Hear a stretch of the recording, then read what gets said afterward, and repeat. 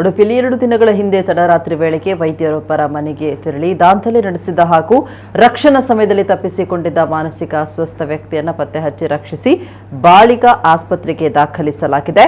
ಸಾರ್ವಜನಿಕರ ಮಾಹಿತಿ ಮೇರೆಗೆ ಸಮಾಜ ಸೇವಾ ಕಾರ್ಯಕರ್ತ ವಿಶ್ವಶೆಟ್ಟಿ ಅವರು ಉಡುಪಿ ನಗರದ ಬೈಲೂರು ಬಳಿ ಈ ವ್ಯಕ್ತಿಯನ್ನು ಪತ್ತೆ ಮಾಡಿದ್ದಾರೆ. ಈ ಮಾನಸಿಕ ಅಸ್ವಸ್ಥ ವ್ಯಕ್ತಿ ಒಡಿಶಾ ಮೂಲದ 55 ವರ್ಷ ಪ್ರಾಯದವರಾಗಿದ್ದು ಆತನ ಹೆಸರು ಭಿಕಾಯ್ ಎಂಬುದಾಗಿ ತಿಳಿದು ಬಂದಿದೆ. ಈತ 2 ದಿನಗಳ ಹಿಂದೆ ರಾತ್ರಿ 1 ಗಂಟೆ ಸಮಯದಲ್ಲಿ ವೈದ್ಯರೊಬ್ಬರ ಮನೆಗೆ ತೆರಳಿ ದಾಂಧಲೆ ನಡೆಸಿದ್ದ. ಆತನನ್ನು ರಕ್ಷಿಸಲು ಪ್ರಯತ್ನಿಸಿದಾಗ ತಪ್ಪಿಸಿಕೊಂಡಿದ್ದ. ಇದೀಗ ಬೈಲೂರು ಬಳಿ ಪತ್ತೆಯಾಗಿದ್ದು ಸಾರ್ವಜನಿಕರ ಮಾಹಿತಿ ಮೇರೆಗೆ ವಿಶ್ವಶೆಟ್ಟಿ ರಕ್ಷಿಸಿದ್ದಾರೆ. ಆತನನ್ನು ವಿಚಾರಿಸಿದಾಗ ತಾನು ಹೇಗೆ ಇಲ್ಲಿಗೆ ತಲುಪಿದ್ದೇನೆ, ಯಾಕೆ ಬಂದಿದ್ದೇನೆ ಅಂತ ತಿಳಿತಾ ಇಲ್ಲ ಎಂದಷ್ಟೇ ಹೇಳ್ತಾ ಇದ್ದಾನೆ. ಈತ ಕಾರ್ಮಿಕನಾಗಿ ಬಂದಿರುವ ಸಾಧ್ಯತೆ ಇದೆ. ಈ ವ್ಯಕ್ತಿಯ ಬಗ್ಗೆ ಮಾಹಿತಿ ಇದ್ರೆ ಉಡುಪಿ ನಗರ ಪೊಲೀಸ್ ಠಾಣೆ ಅಥವಾ ಬಾಳಿಗ ಆಸ್ಪತ್ರೆಯನ್ನು ಸಂಪರ್ಕಿಸಬಹುದು.